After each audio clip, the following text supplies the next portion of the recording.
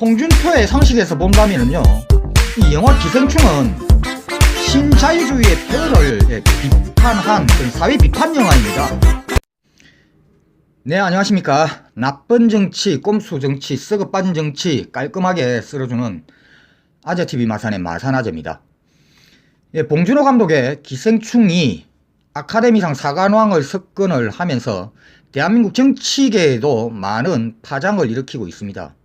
그 이유가 봉준호 감독이 지금의 자유한국당이 정권을 잡았던 박근혜 정권 시절에 문화계 블랙리스트 인사 중 특히 영화계의 블랙리스트에 올라있던 대표적인 감독입니다. 네, 이뿐만이 아니라 봉준호 감독이 당시에 제작한 영화들 또한 블랙리스트에 올랐는데요. 네, 설국열차, 괴물, 살인의 추억, 네, 이런 영화가 블랙리스트에 올랐던 대표적인 영화입니다. 블랙리스트에 오른 그 이유를요 한번 살펴보면은요, 설국열차, 시장경제를 부정하고 사회저항운동을 부추긴다. 네, 그 다음 괴물, 반미정서와 정부의 무능을 부각해 국민의식을 작용화한다. 네, 그리고 살인의 추억, 공무원과 경찰을 비리집단으로 묘사해서 국민에게 부정적 인식을 주입한다. 이런 이유들이 정말 우습지 않습니까? 봉준호 감독의 이런 영화 외에도 광해, 변호인 등과 같은 우리가 알고 있는 정말 작품성 있는 그런 좋은 영화들이 당시에 박근혜 정부에 의해서 블랙리스트에 올라서 탄압을 받던 그런 작품들입니다. 정말 이 블랙리스트의 이유가 정말 재밌지 않습니까? 당시 박근혜 정부의 수준을 그대로 보여주는 것 같습니다. 박근혜 정부가 이렇게 블랙리스트를 만들었다는 것은 무엇을 하기 위해서 블랙리스트를 이렇게 만들었겠습니까? 바로 배제의 대상이었습니다. 배제를 시켜서 탄압, 배제와 탄압의 주체이자 대상입니다. 이 블랙리스트 명단에 올라있는 이런 사람들은요.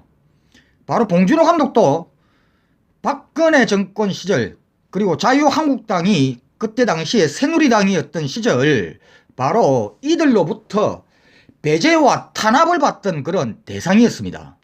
이렇게 박근혜 정권 때뿐만 아니라 불과 얼마 전 2019년 12월 패스트트랙 전국에서 당시에 정책위 의장이었던 자유한국당의 김재원 의원이 민주당에 기생하고 있는 군소정당들이 정치를 봉준호 감독한테 배웠는지 모르겠지만 정말 정치판의 기생충임이 틀림없다라고 이야기를 하면서 정쟁화 시켰고, 또 봉준호 감독과 기생충 영화를 비하하는 발언을 서슴없이 하던 저들이었습니다. 네, 이렇게 봉준호 감독과 봉준호 감독의 영화를 비난하고 탄압하고 비하하는 발언의 대상으로 삼던 저들이 봉준호 감독이 성공해서 큰 성공을 거두어서 금의 환영을 하자 공짜 숟가락을 얹기 시작을 합니다. 그러면서 태도가 아주 돌변하죠. 현재 자유한국당 원내대표인 심재철 의원은요, 대한민국의 국력을 세계에 과시한 그런 역사적인 사건이다 라고 축혀 세우면서 제2의 제3의 봉준호가 나오게끔 문화예술 분야에 입법 등을 통해서 모든 지원을 아끼지 않겠다라고 이야기를 하면서 넌저시 숟가락 하나를 얹었고요. 네, 특히 대구 출신의 강효상, 김규환, 그리고 곽상도와 같은 자유한국당 국회의원들은요, 봉준호 감독과 같은 시절에 같은 동네에서 학교를 다녔다라고 자랑스럽게 이야기를 하면서 봉준호 감독의 영화 박물관을 만들고, 그리고 봉준호 감독의 영화 거리를 만들고, 봉준호의 동상을 만들고, 봉준호의 생가틀을 복원하고, 그리고 봉준호의 글이 조성을 하고, 그리고 봉준호 공원을 만들겠다는 등 봉준호를 앞장 세운 총선 공약들을 발표하면서 공짜 숟가락 얹기에 열을 올리고 있습니다. 근데 이렇게 봉준호 감독이 다 차려놓은 이 밥상에 공짜 숟가락 얹기 하는 이 자유한국당 국회의원들을 향해서 많은 비판이 쏟아졌습니다. 그러자 김성태 의원은 또 이런 발언을 합니다. 아니 그 좋은 일에 그냥 축하하면 그만이지 왜 자꾸만 정치색을 여기다가 입히는지 이해를 못하겠다라고 이야기를 합니다. 예, 이 말인즉슨 아니 그냥 좋은 일에 축하하면 되지 왜 과거에 있었던 일을 자꾸만 들추고 그래, 뭐 이런 뜻이죠. 네, 그런데 당신들이 진짜 진정성 있게 축하를 해주고 싶다면은 당신들이 과거에 저질렀던 그 만행에 대해서는 당사자에게 충분하게 사과를 한 후에 축하를 하고 또 공짜 숟가락도 그 이후에 얻는 것이 정말 인간된 그런 도리가 아니겠습니까? 네, 그런데 저들은요 이렇게 다 차려놓은 밥상에 공짜 숟가락 얹을 그런 뻔뻔함과 염치는 있어도 자신들의 과거를 반성하고 사과할 그런 용기는 아마 없을 것입니다. 네, 이렇게 봉준호 감독이 차려놓은 이 화려한 밥상에 공짜 숟가락 얹기겠다라고 많은 자유한국당 국회의원들이 이래 열을 올리고 있는 이 와중에 그래도 본인의 소신을 끝까지 굽히지 않는 한 분이 계십니다. 바로 이분인데요. 그런 영화는 안 봐. 나 영화 많이 보는 사람이야. 내 아들하고는 한 달에 서너 번씩 보는 사람이야. 주말 밤에. 심야 영화도 둘이 봐요. 시간이 안 됩니다. 그런데 패러사이트 같은 영화는 안 봐. 네, 바로 자유한국당의 전 대표를 지내셨던 홍준표 전 대표님이십니다. 나는 우리 아들하고 한 주에 영화를 몇 편씩도 이렇게 본다. 심지어 심야 영화도 본다. 그런데 기생충? 그런 영화 나는 안 봐. 영화 기생충을 두고 그런 영화라고 이야기를 하였고 두 번씩이나 기생충 그런 영화 나는 안 본다라고 반복해서 이야기를 했습니다. 홍준표의 상식에서 본다면요, 이 영화 기생충은 신자유주의의 폐허를 비판한 그런 사회 비판 영화입니다.